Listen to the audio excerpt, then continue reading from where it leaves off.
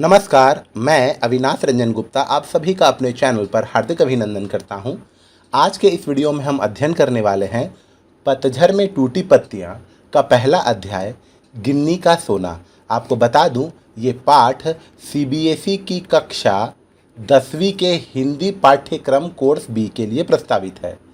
इसका दूसरा अध्याय झेन की देन, उस पर ऑलरेडी एक डेडिकेटेड वीडियो बन चुका है, आप चाहें तो उसे चेकआउट कर सकते हैं। तो हम लोग शुरू करते हैं पतझड़ में टूटी पत्तियां का पहला अध्याय गिन्नी का सोना पर एक विस्तृत अध्ययन। सबसे पहले हम लोग इस पाठ के उद्देश्य पर विचार कर लेते हैं। इस पाठ को पढ़ने के बाद हम निस्वार्थ भाव से मानवता की सेवा करना सीखेंगे, व्यवहारिकता के साथ साथ आदर्शवादिता की अनिवार्यता को समझेंगे। व्यवहारिकता अर्थात प्रैक्टिकल और आदर्शवादिता अर्थात आइडियलिज्म की इम्पोर्टेंस को हम लोग समझ सकेंगे। दूसरों के हितों की भी चिंता करना सीख जाएंगे।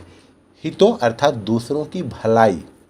जीवन में व्यवहारिकता में आदर्शवादिता को मिलाकर गांधी जी की तरह चलने की सीख देना। गांधी जी की एक नीति थी कि वो व्यवहारिकता को भी आदर्शवादिता के स्तर तक लेकर जाते थे और अपने जीवन को एक सही आयाम दिया करते थे। हम लोग भी उनके इस गुण से परिचित हो सकेंगे तथा ऐसे ही गुण को हम अपने जीवन में भी उतार सकते हैं। अब आते हैं हम लोग लेखक परिचय पर। तो देखिए, लेखक रविंद्र केलेकर जी का जन्म 7 मार्च 1925 को कोंकण क्षेत्र में हुआ था। रविंद्र केलेकर कोंकणी और मराठी के शीर्षस्थ लेखक और पत्रकार है। वे गांधीवादी चिंतक के रूप में प्रसिद्ध थे। ये छात्र जीवन में ही गोवा मुक्ति आंदोलन में शामिल हो गए थे। उन्होंने अपने लेखन में जनजीवन के विविध पक्षों, मान्यताओं और व्यक्तिगत विचारों को देश और समाज के परिप्रेक्ष्य में प्रस्तुत किया है।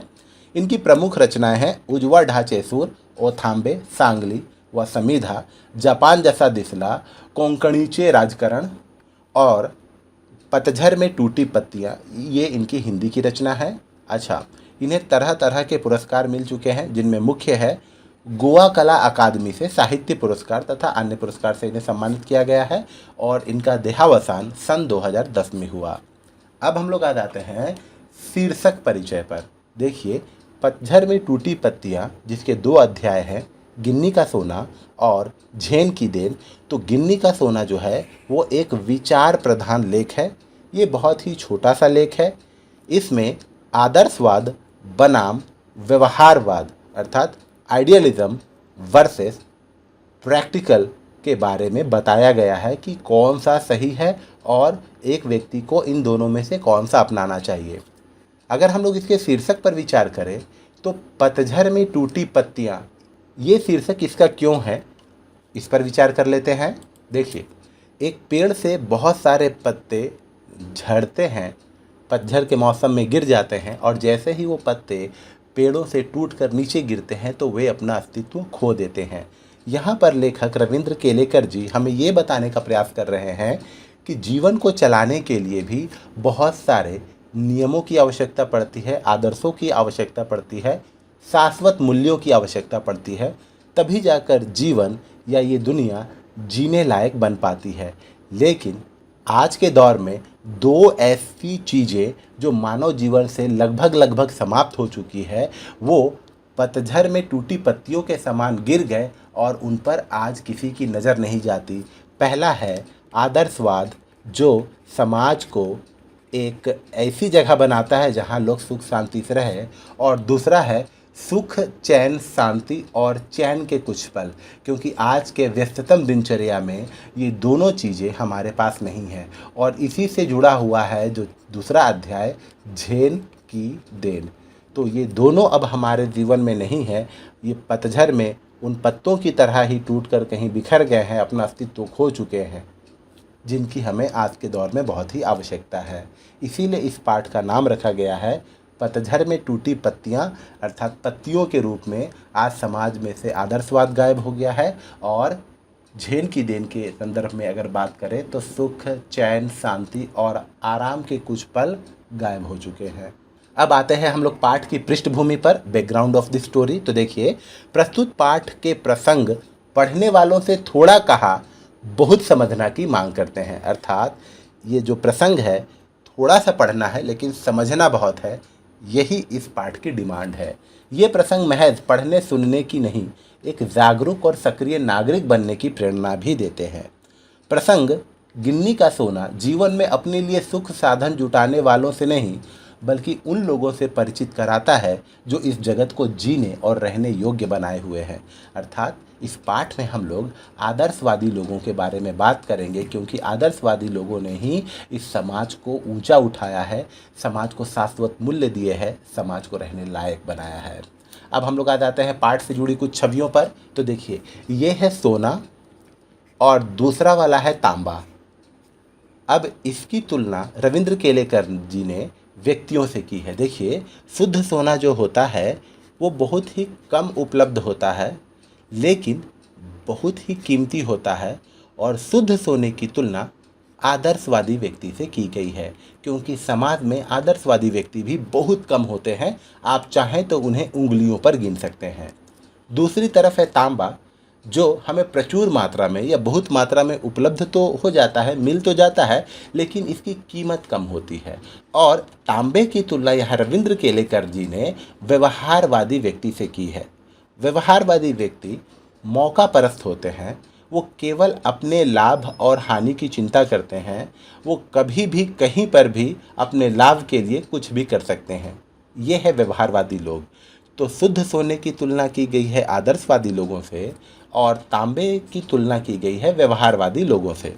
अब हम लोग देखते हैं कि गांधी जी का यहाँ क्या रोल है। देख रहे हैं हम लोग, शुद्ध सोना बहुत कीमती होता है, उसी प्रकार आदर्शवादी व्यक्ति भी बहुत कीमती होते हैं। जिस प्रकार सोना अपनी अस्मिता कभी नहीं खोता, ये अपनी ग्लोरी कभी नहीं खोता, अपनी कीमत कभी ख़त्म नहीं कर पाता, ठीक उसी प्रकार जो व्यक्ति आदर्शवादी होते हैं, उनका शरीर इस दुनिया में रहे या ना रहे, लेकिन उनकी इम्पोर्टेंस, उनके जीवनी की इम्पोर्टेंस सदा बनी रहती है। अब हम लोग देखते हैं गांधी जी को प्रैक्टिकल आइडियलिस्ट क्यों कहते हैं। देखिए, यहाँ पर तांबा जो बहुत ही अल्प मात्रा में है, और यहाँ सोना जो बहुत ही पर्याप्त मात्रा में है, तो यहाँ तांबा व्यवहारिकता का प्रतीक है और सोना आदर्शवादिता का प्रतीक है। गांधी जी क्या करते थे? गांधी जी व्यवहारिकता को भी आदर्शवादिता की कसौटी पर कसते थे, अर्थात व्यवहारिकता को आदर्शवादिता के स्तर तक लेकर जाते थे। इसीलिए गांधी जी को प्रैक्टिकल आइडियलिस्ट कहते हैं।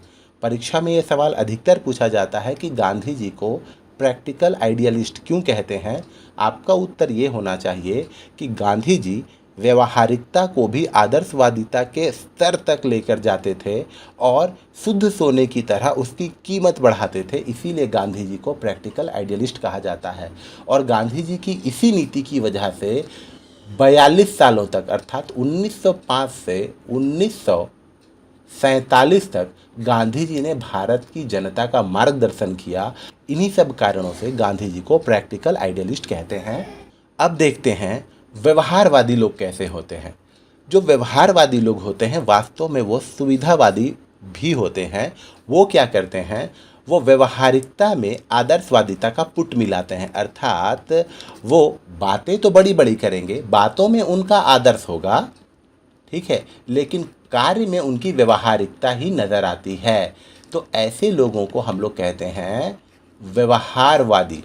ये आदर्शवादी होने का ढोंग करते हैं, लेकिन इनके कार्यों में आपको व्यवहारिकता, प्रैक्टिकलनेस ही आपको नज़र आती है। और ये लोग जो होते हैं, ये सोसाइटी में कुछ बड़ा नहीं करते, कुछ शाश्वत मूल्य देकर नहीं जाते, केवल अपने लाभ और हानि के चिंता में लगे रहते हैं। अब हम लोग देख लेते हैं कि कौन कौन ऐसे व्यक्ति हैं जो आदर्शवादी रह चुके हैं, जिन्होंने समाज को शाश्वत मूल्य दिए। हालांकि ये जो अभी बता रहा हूँ ये आपके पाठ में नहीं है, लेकिन फिर भी आपकी जानकारी के लिए ये ज़रूरी है। जैसे ये हैं दार्शनिक सुकरात। इन्होंने विष पीना स्वीकार कर लिया, लेकिन सच के साथ समझौता नहीं किया। इन्होंने झूठ स्वीकार नहीं किया, इन्होंने कहा जो सच है वो सच है। इन्होंने विष पीकर अपने प्राण त्याग दिए, लेकिन झूठ का साथ नहीं दिया। आदर्शवादी। ये देखिए भगत सिंह, आदर्शवादी। ये देखिए चंद्रशेखर आज़ाद, आदर्शवादी व्यक्ति। नेताजी सुभाष चंद्र बोस, आदर्शवादी व्यक्ति। भीमराव रामजी अंबेडकर, आदर्शवादी व्यक्ति। अब हम लोग देखते हैं बार बार जो ये शाश्वत मूल्य आ रहा है, तो वास्तव में ये शाश्वत मूल्य है क्या? देखिए, शाश्वत मूल्य है ईमानदारी, सत्य, अहिंसा, परोपकार, सहिष्णुता, त्याग, मधुर वचन, देशभक्ति, आत्मीयता और प्रेम भावना। ये सब शाश्वत मूल्य है, अर्थात एंडलेस वैल्यूज़। इनकी उपयोगिता समाज में जैसे ये बनी हुई थी, बनी हुई है और बनी हुई रहेगी। और इन्हीं शाश्वत मूल्यों के जो प्रणेता हैं, इन्हीं शाश्वत मूल्यों को जो समाज में स्थापित करते हैं, वो है आदर्शवादी लोग। अब देखते हैं व्यवहारवादी लोग कैसे होते हैं। व्यवहारवादी लोगों की तुलना तांबे से की गई है क्योंकि ये प्रचुर मात्रा में उपलब्ध हो जाता है, इसकी कीमत कम होती है और व्यवहारवादी लोग भी बहुत ज़्यादा है। ऐसे लोग जो होते हैं ये मौका परस्त होते हैं, अर्थात जहाँ खीर वहाँ फिर। लाभ हानि की चिंता करते हैं, अपने लाभ हानि की चिंता करते हैं। देश, दुनिया, समाज, सोसाइटी से इन्हें कुछ सरोकार नहीं। ये समाज को नीचे गिराते हैं। ये व्यक्तिनिष्ठ होते हैं, अर्थात केवल सेल्फ सेंट्रिक होते हैं। आदर्शों को ताक पर रखते हैं, अर्थात आदर्शों पर ये थोड़ा भी विचार नहीं करते। इनकी मानसिकता जो होती है वो संकुचित मानसिकता होती है, अर्थात नैरो माइंडेडनेस होते हैं ये। और ये सोसाइटी को नीचे गिराने का काम करते हैं तथा सोसाइटी के लिए कभी ये लोग कुछ बड़ा करने की सोचते भी नहीं। अच्छा, अब हम लोग आ जाते हैं इस पाठ के सार पर। तो देखिए, यह निबंध विचार प्रधान है तथा लोगों को सक्रिय और जागरूक बनाने की प्रेरणा भी देता है। शुद्ध सोने और गिन्नी के सोने को आधार बनाकर लेखक ने अपनी विषय वस्तु का विस्तार किया है।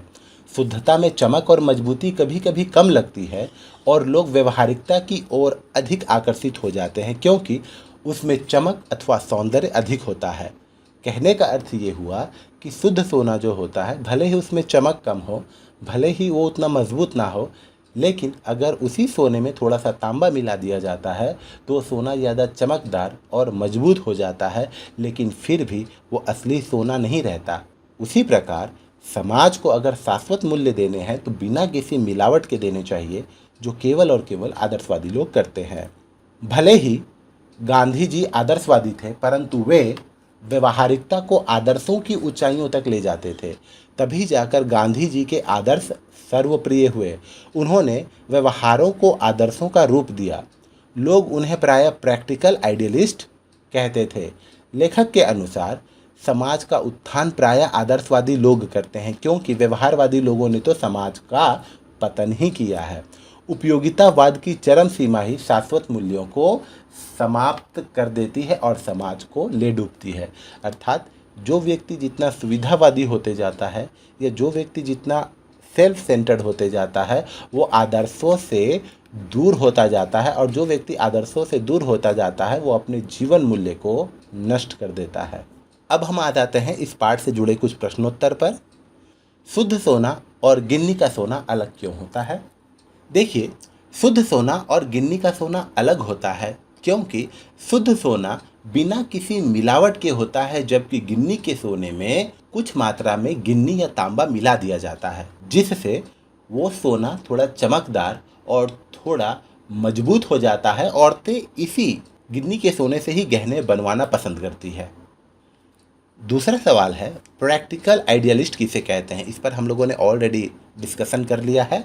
देखिए, प्रैक्टिकल आइडियलिस्ट उन्हें कहते हैं जो व्यवहारिकता को भी आदर्शों के स्तर तक लेकर जाते हैं और उनकी वैल्यूज़ बढ़ा देते हैं। ऐसे लोग जीवन में सफल होते हैं। ऐसे लोग ना ही अपने लाभ हानि की चिंता करते हैं बल्कि राष्ट्र के उत्थान की ही चिंता में लगे रहते हैं। गांधी जी को ही प्रैक्टिकल आइडियलिस्ट कहा जाता है। पाठ के संदर्भ में शुद्ध आदर्श क्या है? देखिए, पाठ के संदर्भ में शुद्ध आदर्श सोने की तरह है जिसमें किसी भी प्रकार का मिलावट न किया गया हो। शुद्ध आदर्श की तुलना सोने से और व्यवहारिकता की तुलना तांबे से क्यों की गई है? देखिए, शुद्ध आदर्श की तुलना सोने से की गई है क्योंकि शुद्ध सोना जो होता है वो बहुत ही कीमती होता है और कम मात्रा में उपलब्ध होता है आदर्शवादी लोगों की तरह, जबकि व्यवहारवादी लोग तो भरे पड़े हैं। आप नज़र घुमा लीजिए, आपको व्यवहारवादी लोग ही नज़र आएंगे। ठीक उसी प्रकार जिस प्रकार तांबे की कीमत कम होती है और ये प्रचुर मात्रा में उपलब्ध होता है, उसी प्रकार व्यवहारवादी लोग भी इस संसार में भरे पड़े हैं। गांधी जी में नेतृत्व की अद्भुत क्षमता थी। उदाहरण सहित इस बात की पुष्टि कीजिए। देखिए, 1905 से लेकर 1947 तक गांधी जी ने भारत की जनता का मार्गदर्शन किया। तो गांधी जी जब 42 सालों तक भारत की जनता का मार्गदर्शन कर सकते हैं तो डेफिनेटली उनमें लीडरशिप क्वालिटी थी। और ये लीडरशिप क्वालिटी उनकी इतनी अच्छी इसलिए थी क्योंकि वो आदर्शों के साथ साथ व्यवहारिकता को भी आदर्शों की ऊंचाइयों तक लेकर जाते थे और उनकी वैल्यूज़ बढ़ा देते थे। यही कारण था कि उनके नीति नियम सर्वप्रिय थे। आपके विचार में कौन से ऐसे मूल्य हैं जो शाश्वत हैं? वर्तमान समय में इन मूल्यों की प्रासंगिकता स्पष्ट कीजिए। देखिए, शाश्वत मूल्यों के बारे में हम लोगों ने ऑलरेडी विचार कर लिया है, लेकिन फिर हम लोग यहाँ एक बार इस पर विचार कर लेते हैं। मेरे विचार से शाश्वत मूल्य है ईमानदारी, सत्य, अहिंसा, देशभक्ति, आत्मीयता, परोपकार, सहिष्णुता, अधिकार रक्षा। ये सब जो है शाश्वत मूल्य हैं। वर्तमान समय में इन मूल्यों की प्रासंगिकता पर अगर हम लोग विचार करें तो पाएंगे कि दिन पर दिन ऐसे जीवन मूल्यों की मांग घटती जा रही है और सोसाइटी में ऐसे लोग भी नहीं हैं जो इन सब शाश्वत मूल्यों को प्रश्रय दें या एग्जाम्पल स्थापित करें ऐसे मूल्यों का। इसके पीछे बहुत सारे कारण हैं। पहला और सबसे मजबूत कारण तो ये है कि समाज में व्यवहारवादी लोगों की संख्या बढ़ रही है। अपने जीवन में किसी ऐसी घटना का उल्लेख कीजिए जब शुद्ध आदर्श से आपको हानि लाभ हुआ हो, शुद्ध आदर्श में व्यवहारिकता का पुट देने से लाभ हुआ हो। तो ये आप अपने जीवन के अनुभवों के आधार पर इसका उत्तर कीजिएगा। इसी के साथ हम इस पाठ के समापन पर हैं। मेरा ये मानना है, मैं ये विचार करता हूँ कि आपको ये वीडियो ज़रूर अच्छा लगा होगा। हम पुनः मिलेंगे किसी अगले वीडियो में। तब तक के लिए धन्यवाद।